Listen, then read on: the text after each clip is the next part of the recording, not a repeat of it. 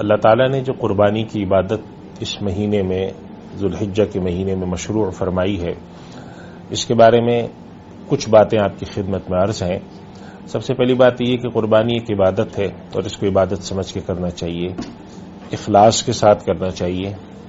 اور قربانی کے لیے اللہ تعالیٰ نے جو دن مقرر کیے ہیں، جو 3 دن ہیں، انہی کے اندر اس کو کرنا چاہیے۔ ہمارے یہاں بسا اوقات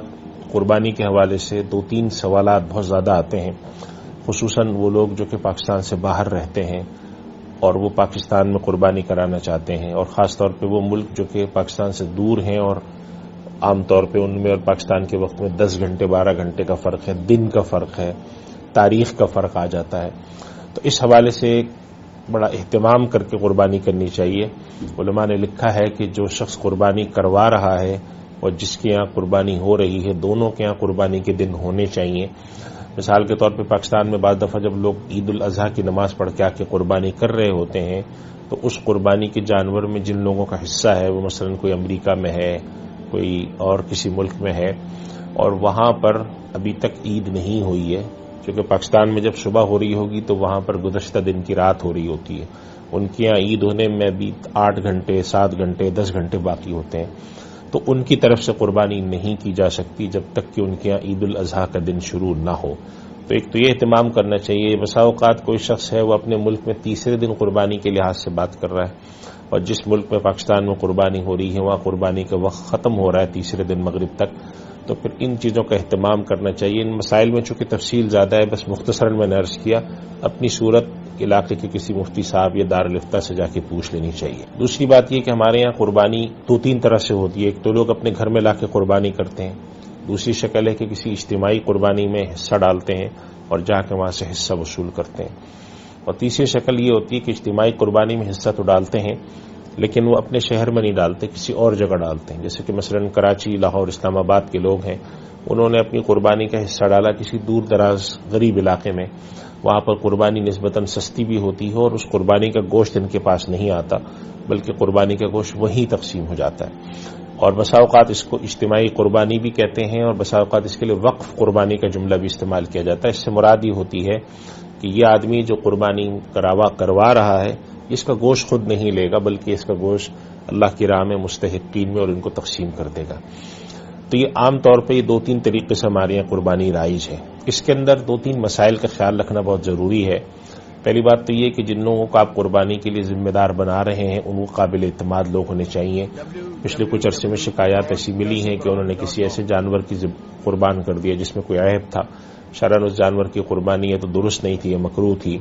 یا بسا اوقات گوشت کی تقسیم میں انہوں نے گڑبڑ کر دی، یا اس طرح کے بہت سارے مسائل سامنے آتے ہیں جس کے اندر بعد میں اندازہ ہوتا ہے کہ بھئی یہ اس کے اندر احتیاط نہیں ہوئی۔ تو پہلی بات یہ کہ نہایت قابل اعتماد لوگوں کو اپنا نمائندہ مقرر کرنا چاہیے تاکہ ان لوگوں کی طرف سے کوئی ایسی غلطی نہ ہو کہ قربانی آپ کی خراب ہو۔ دوسری بات یہ ہے کہ اگر قربانی کا گوشت کوئی شخص خود جا کے لینا چاہتا ہے، جیسے مثال کے طور پہ کراچی، لاہور، اسلام آباد میں کسی شخص نے اجتماعی قربانی کے نظام میں حصہ لیا اور کہا کہ میں جا کے وہاں سے خود گوشت لوں گا، تو خود گوشت لینے کی صورت میں بسا اوقات لوگ یہ کرتے ہیں کہ کچھ گوشت انہی ادارے کو دے دیتے ہیں اور کچھ پورا لے آتے ہیں، یا بسا اوقات یہ کرتے ہیں کسی دوسرے شخص کو کہہ دیتے ہیں کہ تم جا کر ہماری طرف سے وصول کر لو۔ تو یہ سارے طریقے شرعاً تو ٹھیک ہیں، لیکن اس میں ایک بات کا اہتمام ضرور رکھنا چاہیے کہ جب آپ قربانی کا گوشت وصول کرنے جائیں تو اس میں احتیاط کے ساتھ وصول کر کے آئیں۔ پچھلے دنوں بعض جگہ شکایت ملی کہ کچھ لوگ گئے اور انہوں نے کہا ہماری قربانی کا نمبر اب تک نہیں آیا، تو کسی اور کی قربانی کا گوشت جو ہے وہ اٹھا کے لے آئے غصے میں لڑائی کر کے۔ عبادات کے معاملے میں یہ نہیں کرنا چاہیے۔ اگر ایک شخص یہ سمجھتا ہے کہ اجتماعی قربانی کے معاملے میں نے جو وقت دیا ہے اگر اس کی پابندی نہیں ہوئی تو میں اجتماعی قربانی میں شریک نہیں ہوں گا، تو پھر اس کو چاہیے کہ وہ اجتماعی قربانی والوں سے جا کر لڑائی جھگڑا نہ کرے، چونکہ ان کے یہاں بھی قصائی آتے ہیں، ان کے یہاں بھی کبھی انتظامات میں تاخیر ہوتی ہے۔ اور ایک شکایت یہ بہت سننے کو ملتی ہے کہ اجتماعی قربانی کے اندر وہ وقت دیتے ہیں کہ آپ مثال کے طور پہ صبح 10 بجے آ جائیں یا 11 بجے آ جائیں، اور لوگ پہنچتے ہیں 3 بجے یا 4 بجے گوشت لینے کے لیے، اور آج کل جتنی شدید گرمی ہے اس میں گوشت کو فریج میں رکھنا یا کسی جگہ پہ رکھنا یہ عملاً اجتماعی قربانی والے اداروں کے لیے ممکن نہیں ہوتا۔ اس کے بعد لوگ تنازعات میں پڑتے ہیں، جھگڑے ہوتے ہیں کہ آپ نے جو گوشت دیا ہے وہ خراب ہے۔ اس طرح کی چیزوں کا پہلے سے اہتمام کرنا چاہیے۔ ادارے بھی ایسے ہونے چاہیے جو ان چیزوں کا خیال رکھیں، اور جو لوگ جا رہے ہیں وہ بھی اس کا خیال رکھیں کہ ہم جب قربانی کرا رہے ہیں تو ایک اجتماعی قربانی ہے اور اس کے اندر کچھ کمی کچھ بیشی ہو سکتی ہے، تو اس لحاظ سے دونوں ایک دوسرے کے ساتھ اس کا خیال رکھیں۔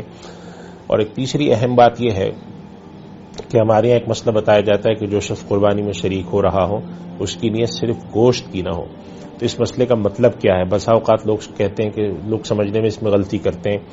یعنی مثلا ایک شخص ہے جس نے اپنے گھر میں 2-3 بکرے قربان کی، اپنی قربانی ہو گئی، اس نے سوچا اچھا چلو میں گائے کا حصہ بھی ڈال لیتا ہوں، تو یہ گوشت کی نیت نہیں ہے، یہ حصہ ہی ڈالنا ہے، قربانی ہے۔ گوشت کی نیت یہ ہوتی ہے کہ جیسے ایک شخص ہے، اس نے کسی قربانی والے سے کہا کہ بھئی میرے پاس 25,000 روپے پڑے ہوئے اور مجھے گھر کے لیے گوشت چاہیے، تو اگر تمہارے پاس کچھ پیسے کم پڑ رہے ہوں تو میرے ملا لو اور جتنا میرے حصے میں گوشت آتا ہوں مجھے دے دینا، مجھے گھر میں گوشت پکانا ہے یا مجھے کچھ کرنا ہے۔ یہ شخص کہلاتا ہے گوشت دینے والا۔ یہ نیت نہیں ہونی چاہیے۔ قربانی میں جتنے بھی شریک لوگ ہیں وہ اس نیت سے شریک ہوں کہ ہم قربانی کر رہے ہیں اللہ کی راہ میں، کیونکہ قربانی ایک عبادت ہے اور عبادت کو عبادت کی نیت سے انجام دینا چاہیے۔ آخری بات میں عرض کروں گا کہ قربانی کے بہت سارے ایسے مسائل ہیں جن کے حوالے سے ہمیں اپنے آپ کو باخبر رکھنا چاہیے۔ آج کل بہت سارے پروگرام اس حوالے سے آتے ہیں، چھوٹے چھوٹے کلپ آ رہے ہوتے ہیں، کچھ پوسٹیں آ رہی ہوتی ہیں، لیکن اس کے باوجود